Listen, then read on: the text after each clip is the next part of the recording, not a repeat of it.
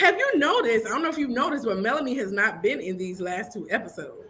I have noticed, Yeah. but that's because No. she don't want to film with your boy. Yeah, that could be it too. That could be it too. But in these 2 episodes, we'll get into like Stormy going to jail and her issues with her mom. We'll talk about Destiny and her recap of the Lovers and Friends event. The guys, this was actually my favorite part, the guys and their bowling thing. That was exciting to me. Or not exciting, but fun. And Miss Nell, I think, and her kids and them begging money from her and all that kind of stuff. So Mm-hmm.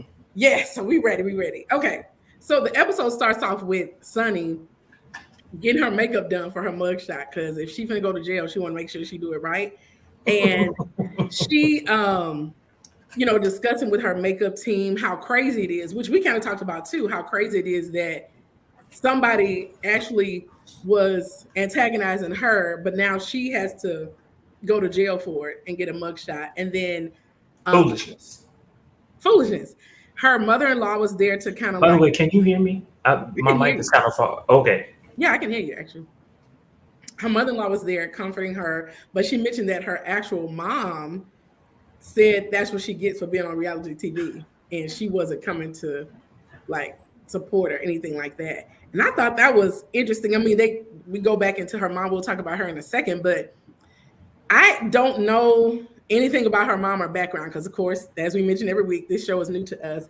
But I'm assuming that's a common theme that we've seen because they did a flashback of her and her mom. But I just was like, when I heard that at first, I was like, what?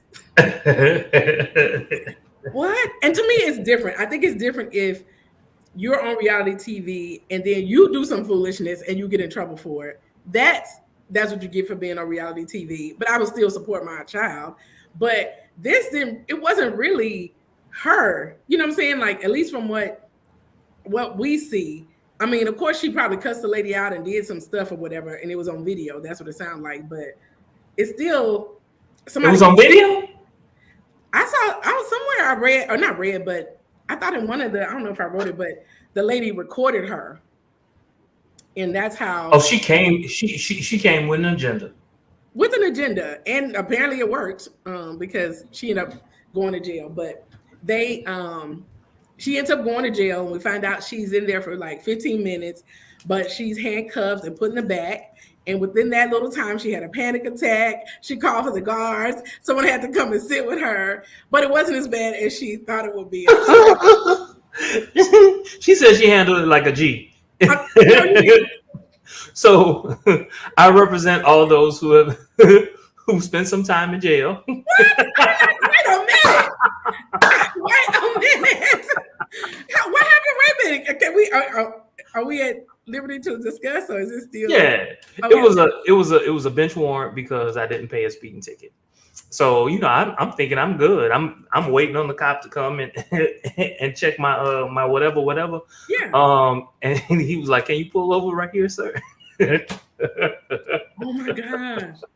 But the good thing about it though was I was in the back of a cop car with this guy who he must have had a warrant out for his arrest for selling drugs. Mm-hmm. So he asked me for my cell phone. I gave him my cell phone, and we like this. We zip tied, and we doing all of this, and I'm giving him my.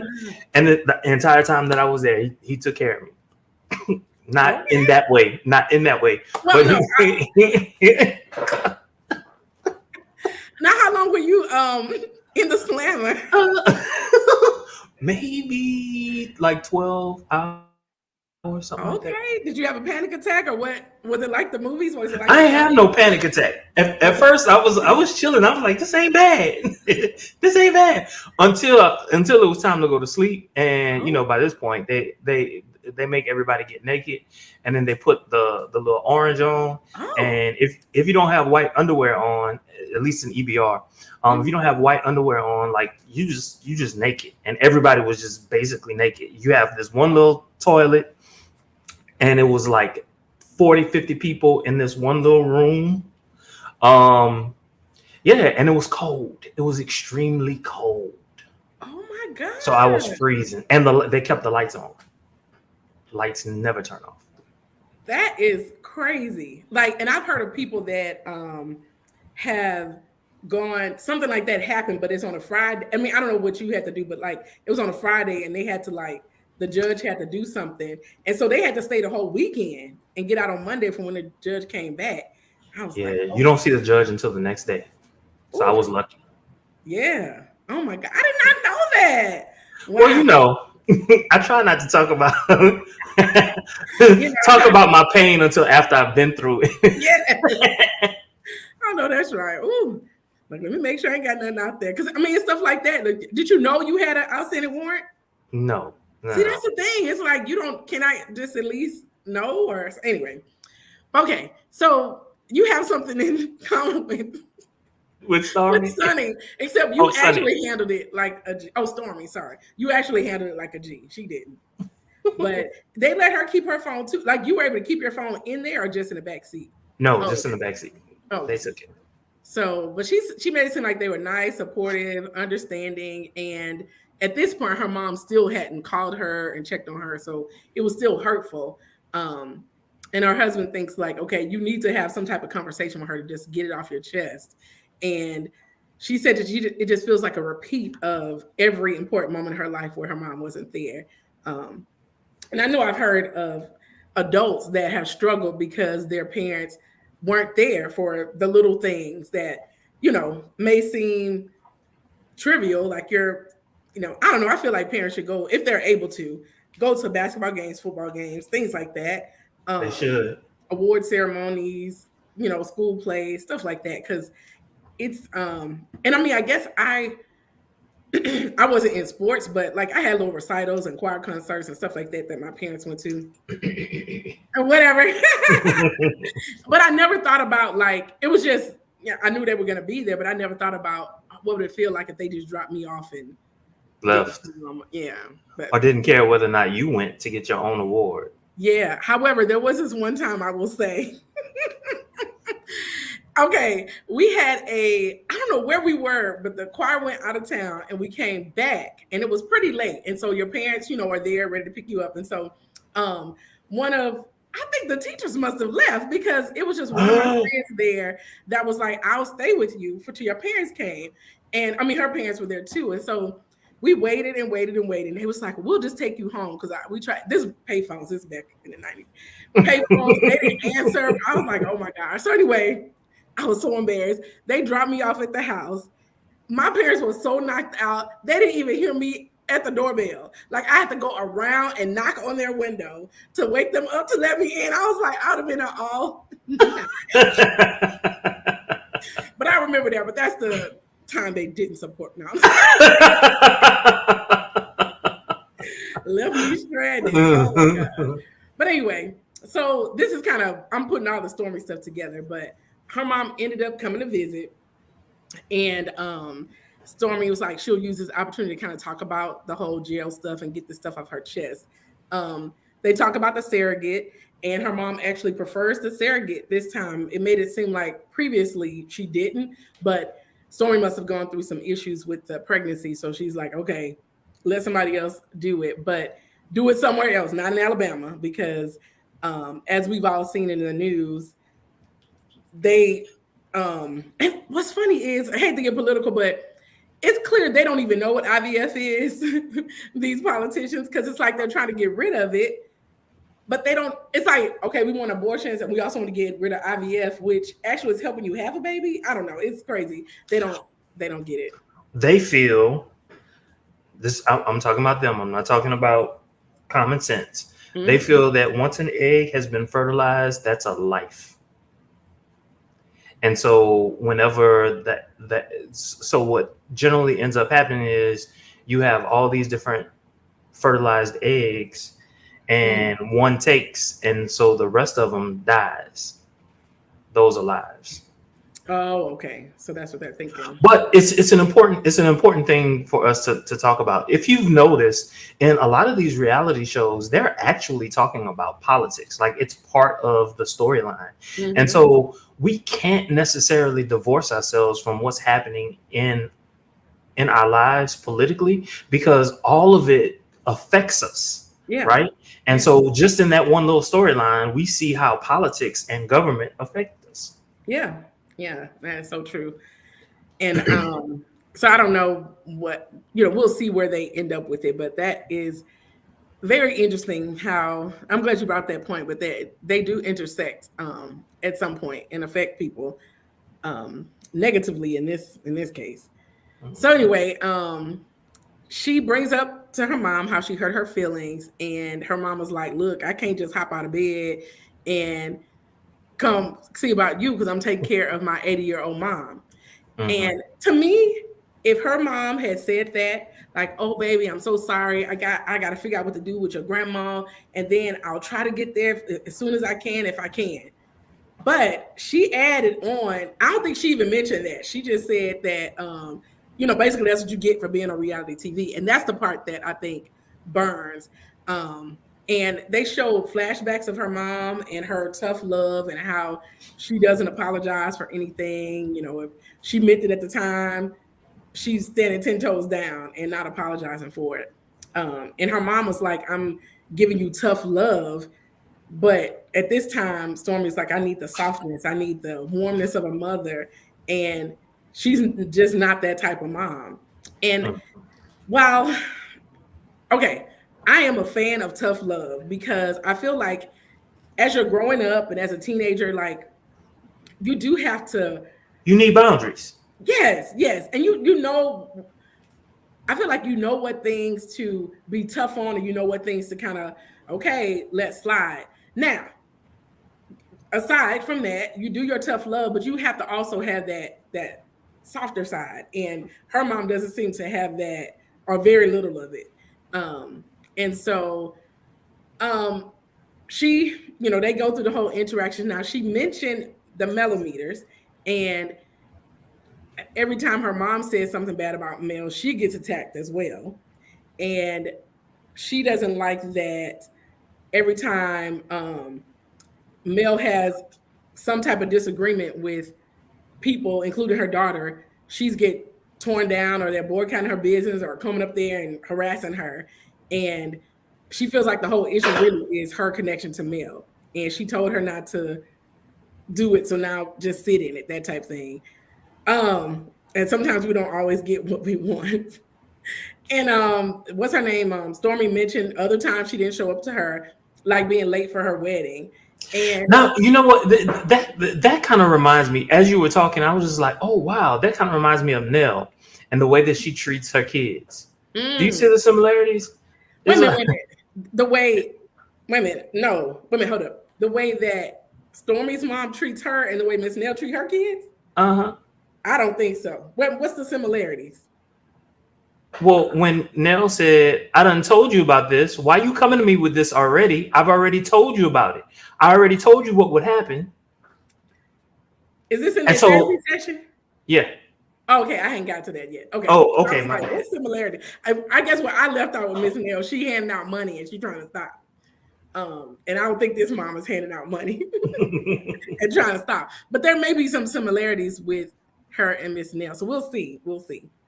But I did see a clip though of her saying something in the therapy, her and her son going back and forth with each other. Now, which son was it again? Because I was looking them sons up and down. I'm like, I don't know which one. The only light skinned one. I didn't see it in any one of them. They're nice looking men, but not anything I would like. See. Yeah. But anyway, her mom finally apologizes. So it's like, okay, I will see how long that lasts. Um, Letitia, let me see. Now, which one is Letitia, Letitia? Letitia is the dark Oh, skin. the long face one. No, that's Trisha. This Oh, show okay. got the most common names. They got Stormy and Sonny, they got Marcel, Martel, and all of them. They got Latricia and Letitia. I'm just like, ugh, trying to keep all these names together. But Latricia is let me see. Latricia is the long faced one. Letitia is the dark. Well, I guess they're both dark skin or brown skin, but she's the one married to Marceau. Okay, I Yeah, know what you're talking about. yeah. So Letitia, Destiny, and Latricia all get together to make candles. And Destiny claims that, not claims, but says she's starting a home fragrance line. And so they're kind of getting together and, doing this little thing. Now, I love supporting Black business, but every time I go to like a Black business fair, like it's overwhelmed with candles, shea butter, lotion, things like that. I will still get your shea butter lotion. I'll still get your mango butter lotion and all that kind of stuff. But I stopped doing candles because I would smell them at the place and then I get them in my house and burn them and be like, is it on? Yeah. So I don't know. I've had bad luck on those type of candles. So I'll try to get something else they doing and not the candles. But in any case, or if they have oils or something. But yeah. Well, my cousin, she made candles. And ooh, I don't even know why I stopped. I think COVID stopped and I stopped having money, so I stopped buying. Okay, shout out your cousin. Looking for our vast audience. But yeah, excuse me, maybe I'll get better, but right now I don't, because I've been burned quite a few times and I'm just like, these doggone candles. But anyway, have you gone to one of those candle making places like they were at? Have you done that before? Yes. Okay. Yeah. I went out on a date. We did that, and of course, I liked my scents. Burned it. Okay. And I did not like my scent. And you can only blame yourself. Like you can't. Yeah. Like this candle maker didn't do. Yeah.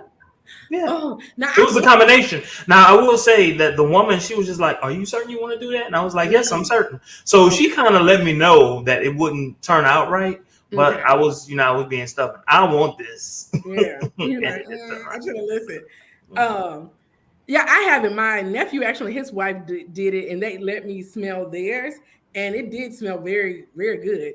And I do want to try it one day. But in any case, they were there, and Trisha asked Destiny about the gala, and they mentioned like Martell dropped out because he found out that Ken, which is Trisha's man, was going to be there with all the muscles. And Destiny also discusses her interaction with Sonny. They recap the same thing they've been going over since episode 1, but she also adds, of course, he's sleeping with half of St. Louis, and she didn't really talk to him, but he was definitely staring at her. And I forgot she had on this outfit that I didn't think it was all that, but her boobs were falling out. So that might have been why he was staring at her. But she said Sonny sees her as a threat, and that's why she's acting insecure. I don't think Sonny is insecure. I do think she has a I won attitude, but I don't think she's insecure. Like I don't feel like she's threatened by Destiny. Yeah, I don't know. Well, is he sleeping with half of St. Louis? I don't know. He may still be. He may have turned corners. I don't know, but I don't get insecure from Sonny. I get it. Yeah, I don't know. I don't know if I get insecure. I think for the most part, what I get is basically someone who, hey, this could be a potential storyline because I was a producer. I know that this is a storyline, and guess what? They're showing me, and this could be my ticket to, fame in this realm of life. But it could also springboard into making more money, and so, yeah, that too. But Destiny feels like she can definitely get him now if she wanted to. Not a question, not a doubt at all. I'm like, okay, I don't know. Yeah. So anyway, Trisha, this is long face girl. Yes, she's talking to her kids and her family about her pending divorce, and then her and King get married. So she talked to the kids. The kids both agree that it was kind of weird at first, but they both kind of like him. They think he's cool, and he brings out the softer side of her. And now she's going to share with her family, which actually ended up being her sister. And they look quite a bit alike. It's just like one was just like a puffier face version of the other. But she talked to her sister. I don't know, and maybe it seems like they did have a lot of siblings. But I just found it odd that they know nothing, like this was totally new to them. Because the sister seemed so shocked that her and Ken had been living together for almost a year, shocked that she had been separated from Marquez for almost 4 years. And I'm like, I was hoping it was for the cameras because I'm just like, how? I don't know. And yeah, I don't know how they So, did 4 years. some people are just very, very secretive. So, like what happens in their house, they don't really share, even with their family. I mean, for the most part, I don't know. Like the streets had to tell my aunts and uncles who was with my mom because she didn't tell them. Okay, so it could be that because I was thinking more. Okay, if I'm married to somebody, and I'm thinking of my family, I'm married to somebody, and they're at my kids' games, they're at the family events, and all of a sudden they're not there no more. They were like, "Where is he at?" You know, they're gonna be asking questions like, "Where is he at?" or something. Assume something going on. I don't know, but for 4 years, What I got was they just didn't communicate that much. Yeah, that could be it too. You know, and I'll be honest with you, in my family, unlike your family, because your family, I've always told you that I'm very envious of your family. In my family, we don't talk. The only time that we talk is if there's an emergency, and occasionally we'll send not even happy birthday texts, but like Merry Christmas and Happy New Year's and stuff like that. Other than that, we ain't talking to each other. Okay. So yeah, so I guess it could be that she just really didn't know, but she did, I guess, know the sister did know that her and Ken were doing something, but she just thought they were kind of like playing around and that her and her husband would actually get back together. But anyway, she said she didn't tell him because she was scared. And she wasn't sure if that relationship with Ken was gonna last because it seemed too good to be true. And she was incompatible with her husband, but very, very compatible with Ken. Also, her family, they're not fans of divorce. Have you seen the episode with her husband yet? No, I just saw a preview of it. Oh, okay. Yeah. Then I'm gonna leave it alone. Okay. But no, what you gonna say about it? He looked like a nice man, like a nice looking young man. He really, really does. I could see why she would prefer Ken. I really can. He seemed the husband, or I should say the ex-husband, seems like it is very immature even now. So I could see where the differences were. But there was a small part of me that was just like, oh, like he really does love his family more so his kids than his wife. But yeah, like I kind of felt for him. Okay. Yeah, she did mention this is in this episode that they were only together really for the kids. It seemed like she got pregnant. They was like, well, we might as well get married. And they may not have really loved each other, and they may have learned to love each other, possibly. I don't know, but they definitely got together for the kids. But anyway, here's my favorite part was Courtney. He invited all the guys to bowling. And the reason it was my favorite is because I wish all the reality shows could be like this, where they throw a shade left and right, they clowning each other, talking about each other, but at the end of the day, it's all good. That's how I felt about this little section. But anyway, they're bowling, and Courtney mentions that he's not going to share with the guys that Stormy turned herself in. He gonna let them figure it out when everybody else do, or if it comes, out in the blogs. And I agree with that. Like, that's your family stuff and your wife, keep that at home. It'll come out eventually. So Martell jokes with Ken, and he was like, are you worn out from lovers and friends? And they kind of laugh it off, and he was like, he didn't think, this is Ken, he didn't think Trisha was gonna do it because I guess she's very modest, maybe, because I don't get insecure from her, but maybe modest and shy possibly. And that even at the beach, she wears a cover up. But I don't know if you noticed, but almost every scene she in with other women, they always like complimenting her body and yes, girl, come on, body, all this kind of stuff. And so you would think she would be half naked all the time or be half uncomfortable. But yeah, so apparently, like, it was. Well, that's not something that's in. That's part of the reason why, what I'm assuming, part of the reason why they're giving her so many compliments is because she doesn't seem to be so flashy. Her personality doesn't seem to be so flashy. So they're going to give her more compliments. If, on the other hand, she was more like Mel, It's kind of like it's a given. This is what you look like. This is your personality. So I'm not going to give you that compliment. Does that make sense? Yeah, that makes sense. And I don't know if you noticed, but they didn't show any of her at the Lovers and Friends. I don't know if she worked it out that way. It was like, so I have a theory about that. Okay.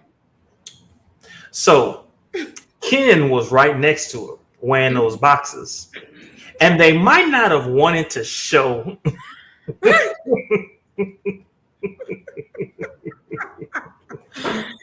Okay. I know what you were probably looking for. You were like, let me get.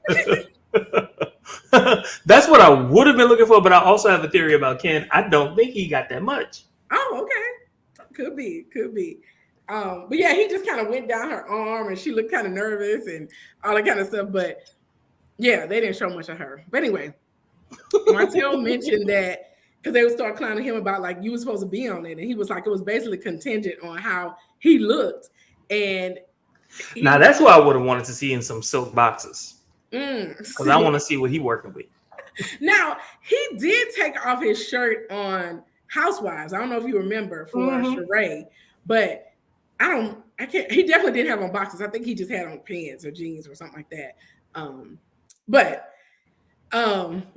Yeah, he basically said he got some daddy fat. He ain't have enough time to get it together, so that's why he didn't do it. And I still think that would have been sexy. And I'm sure other people would have appreciated it too. At least he could even like did a robe thing and kind of like dripped it off. Teased it or whatever, yeah. Yeah, or something. But anyway, then they bring up the fact that Ken mentions that Trisha was kind of upset and mad that when they met, he acted like he didn't know her. And he just seemed so suspicious during any of these conversations about her. So he was like, I didn't recognize her. I just didn't recognize her. She looked different. And he said, we weren't really that tight. Like we were just cool. And then she was cool with my brother. She was cool with my brother. And so he was like, how she say she knew me? Trying to get info and insight because we know it's more there. And they were like, well, where did you meet her at? He was like, out. I remember he did like a little smirk or something. And I was just like, oh, Martell. So anyway, they like, it's like you can't trust nothing he say. He might be telling you the truth 100%, but you can't trust it. It's just because of his personality. Yes. You don't know. You just don't know. But I ain't gonna lie. Audience, I have not seen the first 7 seasons, but I like him in that season. He's funny. He's funny. That's probably why I like him, but I haven't seen all the crazy stuff. So anyway, they were just like, you got to stop having so many women so you can keep track and remember. And Courtney was like, Martell, you're not telling us the whole story. And so Martell mentions that, like, okay, I knew her, but we didn't do anything. So if we ain't do nothing, I'm definitely not gonna remember you. And Ken was like, yeah, I'm like that too. If we ain't do nothing, I'm not gonna remember that. So what I do like about Ken is he's very secure. He's like, even if y'all did have a history or whatever, that's what it is. You know, it was before me. It ain't got nothing to do with me. Ain't like you cheated on me. Now, what I think, and I'm in the house every day. I know where she's at. She ain't messing with you. I'm good. Now, what I think, based on all the conversations, is because didn't she mention something about her and her ex-husband, or I guess estranged husband or whatever? They got together around high school, right? Mm-hmm. They're still together, technically. She started dating Ken. Where Martell fit in? So that's why I think the timeline is iffy. That's why they don't want to discuss the time frame, because it would have either indicated that she cheated on her husband or she was messing around or something like that. So anyway, so they start talking. But she would have been messing around with Mel. Yeah, because Mel, but Martell, yeah.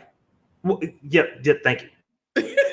They are the same. Messing around with Martell while he was with Mel, because I'm assuming that the divorce is like fairly recent, like a year or so, right? I'm assuming. I don't know. But anyway, so she's been divorced 4 years from not divorced, but separated for 4 years. She's been with the guy, seems like they've been living together a year.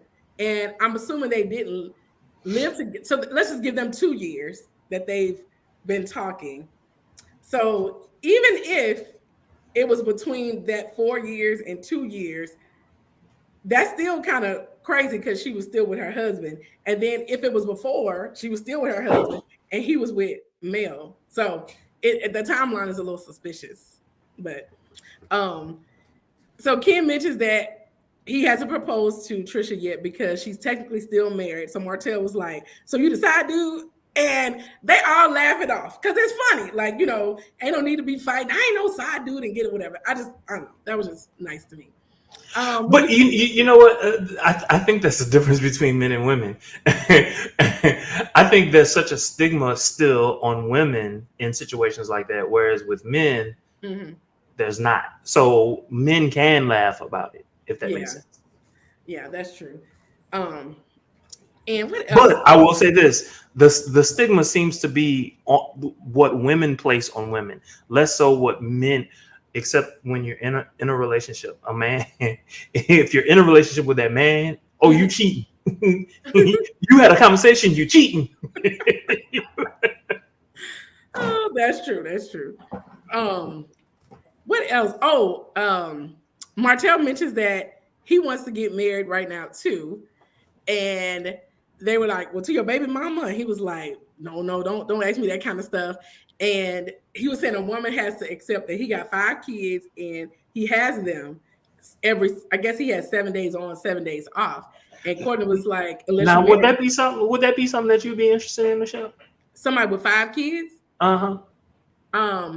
Well, if I wasn't married, no. It depends on the age of the kids. Like if it's I'll just say it depends because I don't know. Because initially I didn't want to marry anybody with kids. And then, you know, once you get in the relationship, meet the kid, you know, it's just like, oh, I could do this versus, you know, the thought of it versus being in it, you know, whatever. So initially my reaction may be no, but you have to take things under consideration. Like, are these quintuplets and they're 3 months or are they like 17-year-old about to graduate and leave? Yeah. So all of that would come into play. But I don't know. This was just like refreshing and I just loved it. But so that was the end of that episode. The next episode was Miss Nell and her husband, kicked off with them meeting at his office. And so he mentions that he is looking for some houses for Sonny and Moses. And she was like, "Will that be a conflict with Destiny?" And he was like, "If somebody asks me to sell them a house, I'm not checking in with Destiny." Now, I don't know all of their relationships and interactions or whatever, but let's say they were close to Destiny. Do you think he should check with her or clear it with her or before he sells a house? Okay, so in this particular situation, he didn't know who was coming. He didn't know. Not Martell. This is Chris. He knows who's coming. This is no. I'm talking about Martell because the issues with Martell, right? No, this was the initial thing was with Miss Nell asking her husband about it. They did also ask Martell, but this was Miss Nell with her husband. He was like, "I don't need if I'm selling somebody's house, I don't need to check with Destiny." Because initially it was a conversation between Miss Nell and her husband. So I guess it would depend on how close their relationship is, and I guess because I don't know, in my mind, no, he don't need to. That's his money. That's his bread and butter. Let him make his money.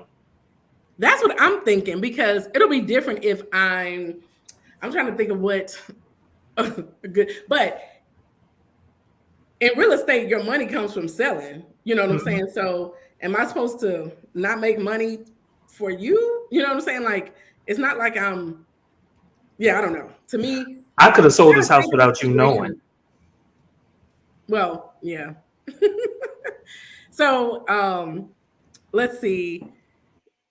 She initially, she talked about that just a little bit, but they really came to talk about the kids. And apparently they have 2 or 3 of them that are constantly needing financial assistance. Lance, Chris, and Kiki.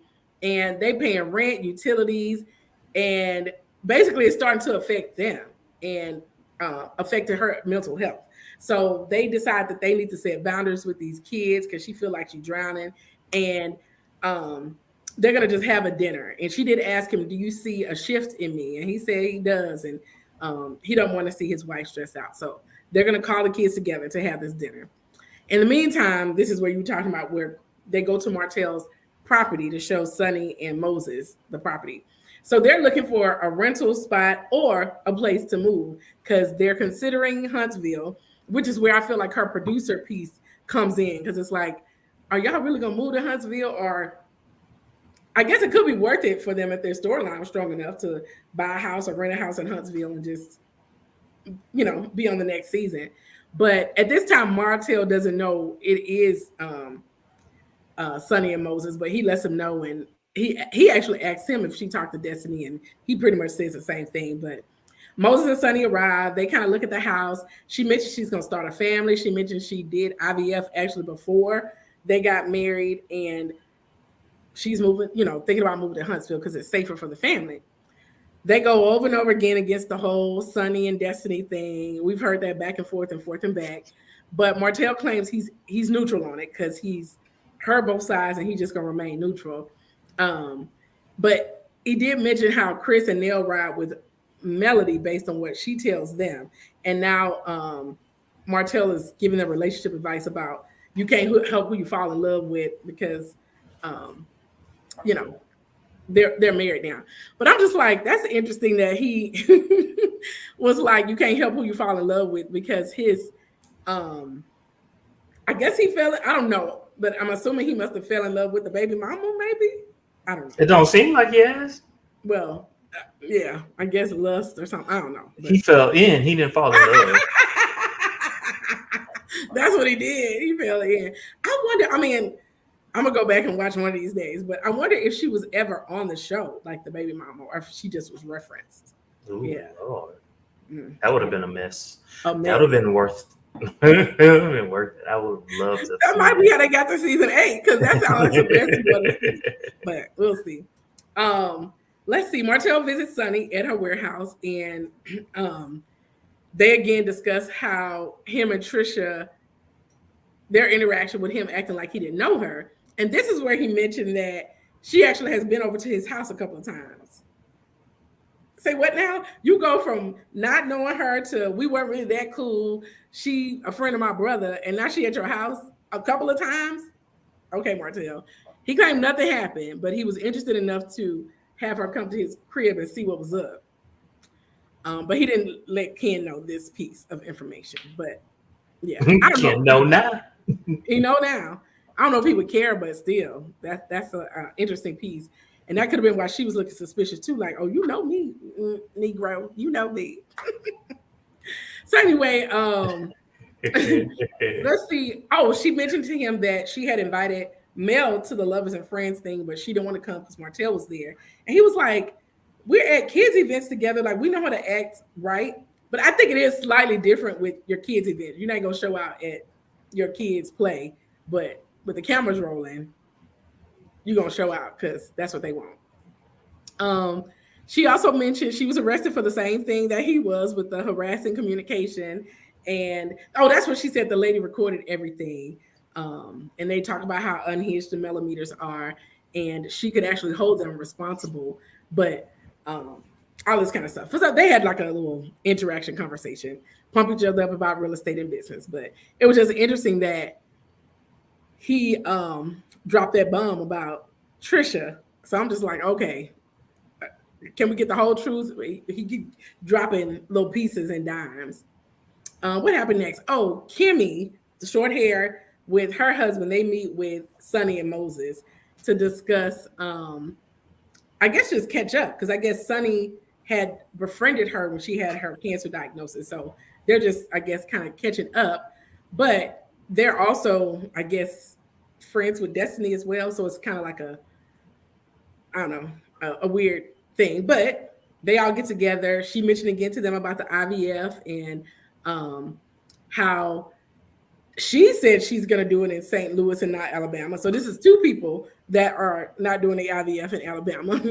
But they were saying like everything they do is fast. But I forgot his name, but Kimmy's husband seems like he understands why they move so fast when they compare backgrounds. So Kimmy's husband's background, he's from Pontiac, Michigan, and he claims that 31 of his friends were killed before they were 21. And I was like, I don't know if I had 31 friends. However, it just showed how bad the neighborhood was. Like people that he played on the playground with and stuff, like most of them were like dead and he's the only one left. But he left to go to school at Alabama A&M, and that's his family came down. So that's kind of how they got out of that. So I have a question for you. So because of all of that, because of all the different people who have died and all that, just that background, right? So do you not understand why Ken? This is a question for you. Do you understand why Ken and whatever his wife's name is, why they move so fast? It doesn't.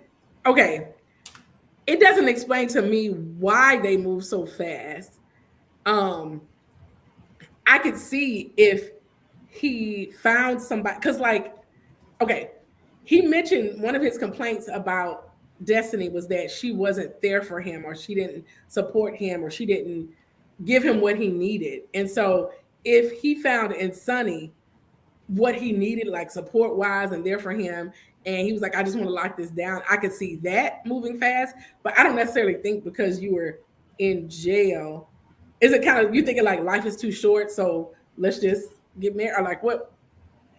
That part, that's one thing to consider. Also, if you're, I don't know how old this man is, but let's just say he's 35, 40, whatever. I think he said, and so the one that said 37. No, there was somebody else that said 37. That was so whatever his age is, whatever wife that he had, I'm assuming that her age is similar to his, right? Like inside of a few years, this way or that, right?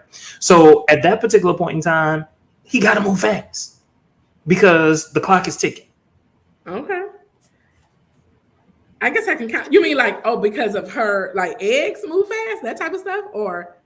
Well, not that her eggs move fast, but because she only has, so many years left to be fertile. You know what I'm saying? Okay. Now that piece I could see why they move fast, because they even started before they got married. So I could see that piece. I thought you were tying it to him and his jail stuff. That's why he had to move fast. All of the above. Okay. I just know like the few people in my life that I've known that like had served hard time in a penitentiary. They either did not have anyone whatsoever, like, no, I'm not, because I know I'm going back. That's one of my cousins. I know I'm going back. So no, ain't doing it. Ain't getting married. Ain't doing. And then there are others who are like, my life is going to be changed, and because my life is going to be changed, let me settle down. Let me do this. Let me do that.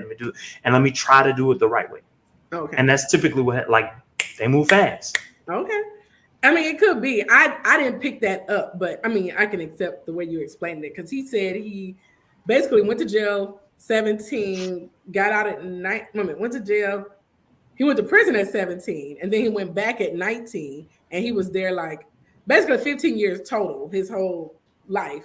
And but he lost so many people, so he did make a turning point. So I guess I could see all of that. But so they kind of discuss his real estate and trucking business and all that kind of stuff. But it seems like they form some type of bond and relationship in that conversation. So which I thought was very nice. I thought that was nice. Yeah. The last scene was Miss Nell and Chris with their family. So they're meeting and over dinner to kind of discuss the kids that basically this money lending has to stop. And they have to set some boundaries. And she's just like, look, don't call us unless it's an emergency, because if you keep calling us, then when you really need it and we say no, it's like the whole boy who cried wolf type thing. And they mentioned that like now that we're giving y'all all this money, we're actually getting set back and getting in more debt. And she's only willing to help the grandkids. And she mentioned specifically 2 grandkids for her son. I think it was Lance. And then Kiki. Now, is Kiki the one? I don't know if you remember, like one of the early episodes, there was one of the children. I think it was Kiki that went on the blogs or something. And it was her. It was Kiki. Okay. But anyway, Kiki was offended because she was like, well, what about my child? What about, I think she said Amir. And they're not technically, I guess, her parents, but she looks at them as parents or as like uncle and aunties. And she gets emotional when they discuss family stuff, but don't necessarily include her. And I don't know the dynamics because I'm thinking if you're I don't know if they raised her or they just supported her. I don't know what it is. And I can't remember if it was like her.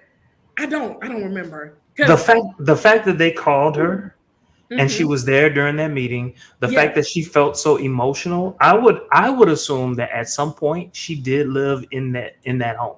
That would that's be what my assumption, especially like during her teenage years. mm-hmm. That would be my assumption. Yeah. And the fact that you're, like you were saying, she's there and you're financially supporting her on a Hmm. constant basis. Hmm. She has to have something, it has to be a pretty And close. yet, and still, so look, so I remember not as a teenager, but as a little kid, I stayed with my aunt while my mom was moving. Different situation, right? My mom moved somewhere else. I stayed with my aunt until my mom could get things settled down. Um, I am close to my aunt and her family. Mhm. I am probably the closest to that family. Don't nobody talk. Don't nobody talk to them. Don't nobody talk to them. Don't nobody talk to them. Just me. I'm the only one. Don't nobody like them Oh my gosh. in my family. Don't nobody Mm. like them. But so I can see that, but at the same time, I would never. And again, I was a little kid, and it's a different situation. My mom was stable; she was just moving, all that other good Mhm. stuff. I never felt that like when they're talking about their family, that's your family. They ain't got nothing to do with mine. Yeah. Yeah. And I didn't get if her parents were somehow related or anything like that to Yes, it's yeah. Nell's sister. Okay. Okay. So she's literally an auntie, Hmm. but took her own as her. Okay. Okay. Hmm. So it is semi family, but okay, I get it. But in case, so it gets all emotional, and Mel kind of like, "Oh, I'm sorry," all this kind of stuff. So I think her husband mentions maybe we should do therapy with Dr. Francis, and so like everybody was all in except for Miss Neal. She was like, "I'll go and tell me how it is," and they were like, "No, you need to go, especially you and Kiki, and get discuss y'all issues, and even you need to go one on one, Miss Neal, because or whatever." But it seems like they definitely will do it as a family next episode. So you I've already seen it, but I'll be watching it. But they show clips of the therapy. They also show clips, as you mentioned, of Trisha and her husband. So we'll see how that all goes. Look at you. Oh, it's a mess. It's a good mess. I love that mess. Okay, okay. So yeah, that was it. Any other comments before we move to Dubai? No, let's get to it quick. Okay. Do you want to just do one episode of Dubai? No, let's do both. Let's get it out Let's of do the way both. so we Okay. can catch up. Okay. So I'll try to knock these out. Okay. Talene and Brooks are a hot mess. And so I think it left with them still going at it at this little desert thing. And the whole thing is Talene apparently told Brooks that Stansberry had said something about her, about, why she pulling me to the side, all this kind of stuff. And Talene was like, well, let me check and see Stansberry, why are you saying this stuff? Stansberry said, I didn't say it. I keep saying Stans. I think it's just Stanberry. She didn't say it. Black people adding the S's. And then Brooks, she confronted Brooks and she was just like, look, you told me to tell you anytime somebody said anything about you or whatever. But she didn't actually say that the lady said it. So they're still like this. They didn't really resolve anything at this point. They also bring up Lisa and Lisa actually pulled Sarah to the side because when they had that little dinner on the floor, Sarah had said, well, what's going on with Lisa? Is everything okay at home? And I don't know. To me, it seemed like a shady, is everything okay at home? Not, my Arab culture is to understand what's going on with you at home. I don't know. It seemed shady to me. Ayan felt uncomfortable, and that's why she told Lisa, who confronted, Sarah. But they, they try to try to resolve it, but they made it all because Brooks brought it up to deflect the stuff off of her, and it ended up being them going at it at the end of the day. But in any case, that was them at the desert. So they finished all of that. They have scenes with Brooks and her bad child. He is, yeah, he is something else. And then Sarah and Aken is leaving, and her son has a twerking problem because I don't know if he just twerks for Aken or if he just likes to twerk. I don't know if you noticed that. Well, I guess their only scenes were with Aken, but this baby be twerking. Twerking for this man. But let me see what all they discuss. So they discuss him leaving, and she mentions that she told her mom about him, and her mom was like, no, not number 3, because she has a bad picker and she doesn't want her to get married again to these bad guys. But if she introduces him to her family, they're kind of stuck together. And so he asked her about, if you see, no, she asked him if he sees a future with her, and they both see a future with each other. And she was like, what does that mean? He was like, relationship, maybe marriage one day. And so I don't know. I feel like she's going fast. I feel like one episode you dating this guy, this next episode you introduce this German guy, he's visiting you, and now all of a sudden you talking marriage. And maybe they move that fast in that culture. But in any case, he wants to know, she says a husband is the sole provider. That's the way she sees the role of a husband. And he's like, well, if I'm the sole provider paying for everything, do I have the sole say then? Am I the voice in the house? Do I have the control? And she was like, basically, you pay, but we both have control. And I don't know if he's gonna necessarily agree with that, but he was like, okay. But they agree to be exclusive, and he's an exclusive potential husband, but not quite a boyfriend yet. So yeah. Let's see. Ayan and Lisa talk, basically high level.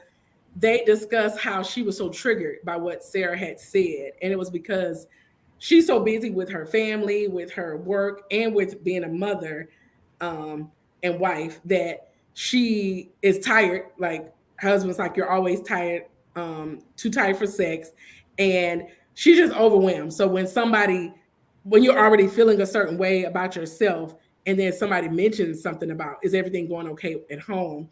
Then she got emotional about it. And then she also mentioned that her mom says that she needs a backup plan because I don't know if you remember, her mom's husband had a whole nother family and left her and stuff. So she raising her daughter to have a backup plan. And so her business is the backup plan. So she's trying to make sure that's ready in case her husband leave her one day. Which is kind of a sad way to live, but I get it because, it's almost like you raise your child from your perspective, and that's her mom's perspective. Like, yeah, he did not girl, but he may not be in the future. Let's see, Sergio and his family are in town, and Stansberry is not avoiding them per se, but she is busy. So she likes it there, keeping him occupied like a play date every day. she needs her freedom. Right. But she said that she has to prioritize her kids. He feels like she needs to prioritize him. And his mom was like, you definitely need to find a middle ground, but she cannot see Caroline with a baby. I can't either. And yeah, so I don't know how long. How long do you give this marriage? I don't know. It seems interesting. I don't know. It's all on her because she's the one that's driving this. I was about to say the ship. Whatever it is, she's driving, right? Yeah. She's driving, and he's in the passenger seat. So it's really all on her. Is like when she reaches that point where she's fed up, that's just it. Yeah. How long that's going to take? It seems like she already put a time limit on it, about 10, 15 years. She did. She did. So another 15-year-old child that's like with the nannies. So anyway, Ayan is getting ready for her launch of her beauty brand, and her sister and brother are coming into town, and she's FaceTiming her sister. And immediately when I looked at her sister, I thought her sister looked on the younger side, not younger than her, but I was like, she's definitely under 50. I don't know how old she is, but Ayan is younger than her, however she is. So I was just thinking that. But she mentioned that like they're close because I think, I don't know if she mentioned it in the first season, but definitely, I mean, in this season, but definitely in the first season, they went through that female circumcision together, which is traumatic. And, so they have that trauma bond actually. And so they go to, I'll save that for later, but Caroline and her daughter go out to eat and, kind of catch up on the college trip that her mom was not able to go to because they were trying to finish up stuff with the house. But her daughter liked Miami, and UCLA, I think, was the second choice. But in any case, they get more into this discussion over Sergio and all this kind of stuff. And she said that she's going to make more of an effort to prioritize her kids over Sergio. And her daughter says that it's difficult to have a better relationship with Sergio because Sergio makes it difficult. Now, this what I thought was interesting. Apparently, she left her husband and Sergio moved in fairly quickly because it wasn't really much time because of COVID. So I guess he got stuck over here maybe. So with kids, especially being that young, it takes them a while to adjust to daddy not being here anymore and mama, them being separate in general. And now you got a whole nother guy that's basically our age up in here trying to tell us what to do. And yeah, so her daughter's kind of emotional about it because she feels like she sticks up for him whenever they get into it. And I do feel some part of it is like bratty teenager not accepting my mom's husband. But then on the other part, it's like you need to think about your kids. You already haven't been with them because the nanny raised them. And now you're stuck in a house together and you're prioritizing this man now that we're all together. So I kind of get her daughter as well. Let's see. Talene's dog passed away and everybody checked on her except for Brooks. And it was something she said about it's a dog, like almost equating it to a human. And I know it's dog lovers out there, and I would, if it's somebody that's really close to their dog and the dog dies, sure, check on them. I don't think it's wrong to do that, but don't make it seem like it's the end of the world. Yeah, and you're about to go through depression. Right. Let's see. Adam has a surf party. Her ex shows up, and apparently he didn't pay for nothing. He just shows up, and the people in Dubai go all out for the birthday parties, even giving their 2-year-old kids Rolls Royces, I'm hearing, based on what they said. Let's see. Stanberry and Talene kick it and get drunk, and she in the woods, like in the bushes, digging out her shoes. And Stanberry comes back drunk and gets in the bed with Talene's brother. It was like a fun way, but still, it's some kind of, drunk stuff. And I'm like, when Sergio see that, I don't think he's going to be too happy. Let's see. Brooks and Sarah. Let's see. Okay. Ayan has her lunch thing, and she has this 7-foot train dress. It was beautiful, from Egypt. And the ladies all come, and she is like full of anxiety. And I get it. I hear a lot of stars and people, like, even I do sometimes, like before you have to do something, you just kind of get a little anxious. And so, but she ends up, getting over it and comes out. It's beautiful. But they're confused because it's really fashionable, her models. And they were just like, where the makeup though? Because they had on her makeup, but you're focusing more on the clothes rather than the makeup. But in any case, Lisa and Brooks show up late. Lisa at least catches the end. Brooks is totally late. She misses everything. And let me see, Sergio, let me see I guess the highlight of these last episodes was Ayan's sister. We found out she's 45. So Ayan is definitely younger than 45. We also find out that, let me see, what else was juicy? Oh, they're going to go take a trip to Bali. And the theme is Eat, Pray, Party. And Lisa is doing the planning, the eating.